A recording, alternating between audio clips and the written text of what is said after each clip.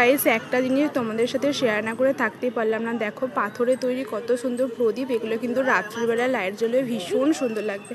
আর ওয়েদারটা কিন্তু জাস্ট দারুণ। এখন কিন্তু আছি মন্দিরের বাইরে, মানে ভিতরে প্রবেশ করে ফেলেছি। এবার এই যে মেন মন্দির, ওখানে কিন্তু এবার আমরা যাব। ওখানে সেরকমভাবে ফোন অ্যালাউ নেই, মানে ভিতরটা, তারপর কিন্তু তোমাদের সাথে সবটাই শেয়ার করব।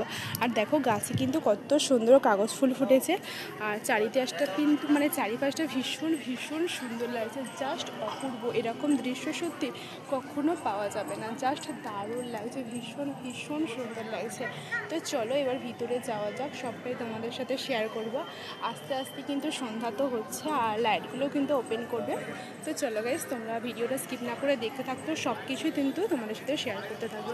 তো চলো এখন যাওয়া যাক ভিতরের দিকে। জাস্ট দারুণ একটা ভিউ, দারুণ দারুণ এই ভিউগুলো সত্যি মানে পাওয়া অসম্ভব ব্যাপার। সত্যি ভীষণ আমি লাকি যে এরকম